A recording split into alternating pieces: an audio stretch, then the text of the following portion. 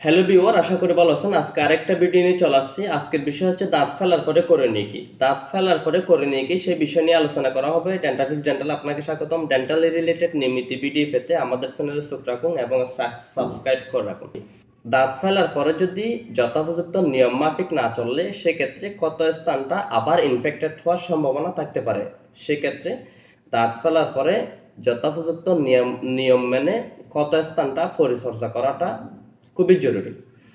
দাঁত ফেলার পরে আপনি একটা কটন দ্বারা ওই ক্ষত স্থানটা মৃদু কামড় দিয়ে, হালকা কামড় দিয়ে 30 থেকে 40 মিনিট বরাবর চেপে ধরবেন। 30 থেকে 40 মিনিট পরে গিয়ে আপনি চাইলে একটা ঠান্ডা আইসক্রিম খেতে পারেন। সেক্ষেত্রে ক্ষত স্থানটা অ্যাবনর্মাল তীব্রতা থেকে স্বাভাবিক রাখতে সাহায্য করবে।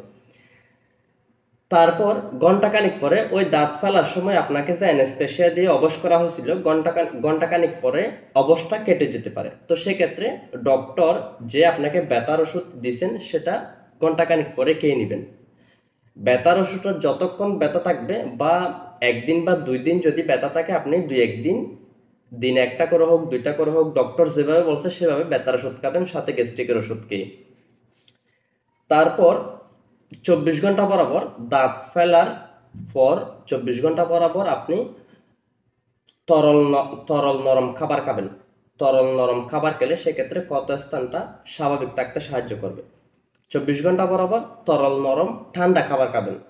24 ঘন্টা পরে গিয়ে আপনি কুসুম গরম লবণ পানি দিয়ে দিনে 3 থেকে 4 বার কুলি করবেন।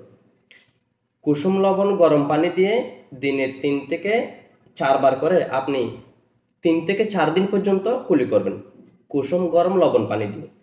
3 থেকে 4 দিন বরাবর কুলি করার পরে আপনার যদি ব্যথা থাকে, ব্যথার ওষুধ খাবেন, না হয় বন্ধ করে দিবেন। কিন্তু দাঁত ফেলার সময় ডক্টর যদি আপনাকে অ্যান্টিবায়োটিক দেয়, 5 দিন বা 7 দিনের ডোজের যদি অ্যান্টিবায়োটিক দেয়, সেটা 5 থেকে 7 দিন বরাবর খেয়ে শেষ করবেন। তারপর যদি আপনার দেখতেছেন যে কত স্থান শুকাচ্ছে না, বা দেখতেছেন যে ডক্টরের সাথে যোগাযোগ করা দরকার, অস্বাভাবিক লাগলে, অ্যাবনর্মাল লাগলে, ঠিক আছে, সেক্ষেত্রে ডক্টরের সাথে যোগাযোগ করবেন। আশা করি লাগে না। নিয়ম মাফিক যদি আপনি ওষুধ খান এবং যেগুলো আমি বলছি সেগুলো যদি আপনি এই যে কুসুম লবণ গরম পানি দিয়ে কুলি করা, শক্ত খাবার না খাওয়া, তরল নরম খাবার খাওয়া, এসব যদি আপনি 3 থেকে 4 দিন বরাবর যদি ক্যারি করলে, কন্টিনিউ করলে, দেখতেছেন যে আপনার কত স্থানটা শুকায় আসতেছে এবং মারি পুনরায় রিকভার হয়ে যাচ্ছে। আশা করি বুঝতে পারছেন। অ্যাবনর্মাল লাগে না, যদিও বা লাগে সেক্ষেত্রে 4-5 দিন পর ডক্টরের সাথে যোগাযোগ করবেন এবং ডোজগুলো সম্পন্ন করবেন। আশা করি বুঝতে পারছেন। এতক্ষণ সাথে থাকার জন্য ধন্যবাদ। আসসালামু আলাইকুম।